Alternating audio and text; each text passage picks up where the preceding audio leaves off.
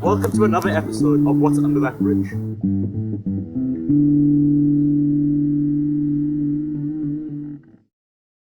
You who have looked at the channel before may recognize this bridge from the bridge in the channel icon. So yeah, this is a very special bridge. Let's get a durability test. Flawless execution. This bridge is perfect. I think the construction of the bridge itself is perfect. I mean, that bike just slid over.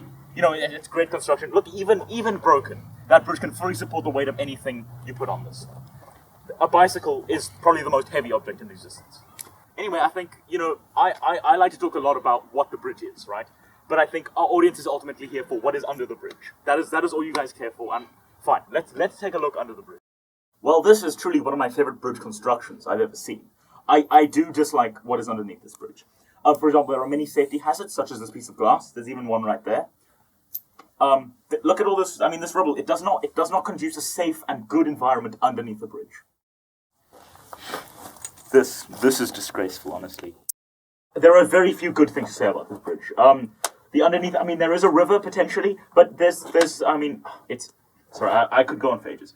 There's, you know, litter under this bridge. There is no water, making this bridge effectively useless. Why couldn't someone just walk through this ditch? Garbage bridge. Yeah, these big hunks of sort of whatever, you know, grass, literal just sand. And I think to touch on that more, I want to call on our mud expert from the last video to talk about, well, frankly, the absence of mud.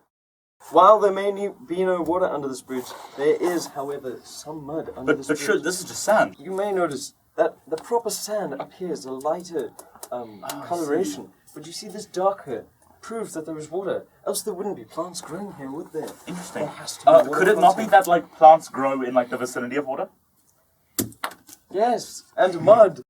But now I want to ask you, sort of as a mud expert. There's a shark. Oh, there's a shark. See, shark. I want to go to the shark. Anyway, I want to ask you. So, I mean, I get that there is mud here. Maybe my first accusation was wrong. I mean, there is mud. Like, this mud is obviously of an inferior quality, as it is not as wet, is not as... And so what do you think about sort of the actual, like, existence of the bridge without proper mud or water? You can refer to bridges as percentage of bridge, and considering the amount of water and mud content, this bridge is, I would say, about 5% a bridge. Ah, I see. So this is 5% of an episode. I suppose. Epic. Welcome to the panel section of today's episode. I've got the same people from before. Do you want to introduce yourselves again? We know them. Man. I am the expert on Riemannian manifold and infinitely differentiable mud manifolds with respect to the microclimate of the bridge. I thought you were a mathematician. That is mathematics, my friend. Oh, I see. Okay. Anyway, so we've looked at... You guys all know what's under the bridge. You know, you've seen it for yourself. But I think now we want to get some experts' opinions. So the big question today is, does this bridge have a purpose? I believe that it depends on the metric with which you measure the purpose of a bridge. From a mud perspective, Or a water perspective. this bridge is sorely lacking and should be demolished. There are other bridges that are simply pathways, yet they have tubes underneath them that let water flow. Surely, why not replace the bridge with something like that? I believe that is out of the scope of the mathematical applications, because as we all know in the field of topology, it is mathematically equal to embed a cylinder in the ground and have that as a bridge, as to build a bridge over. I believe that this bridge can be nurtured into a bridge if we just allow water flow. And in terms of mud, I mean, perhaps mud concentration would be higher in just a cylinder? Surely the lip of the cylinder would prevent mud from being transferred into the cylinder. Okay, that concludes our panel interview. Stop! Tune in next week.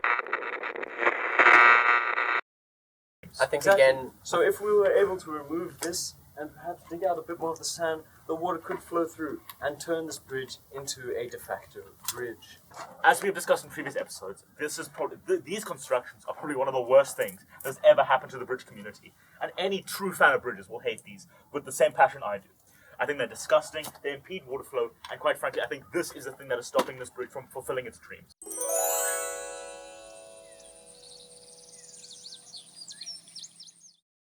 I think to bring it back to the mathematics, it's equivalent to block up the bridge that it is to build a stupid little block mechanism here. I'm very I don't want profanity in my show. Can you repeat that line? You can believe it. You already have a bridge. There's no purpose this here. Except one might say that there is a malicious aspect, even, to curtail water flow. This is a hotly debated question still today, I think you'll find online in the mathematical community. And the bridge community. Thank you very much for watching. Hit the subscribe button, smash that like button, and join the notification squad. Remember, keep bridging bridges. See one more bridge. No.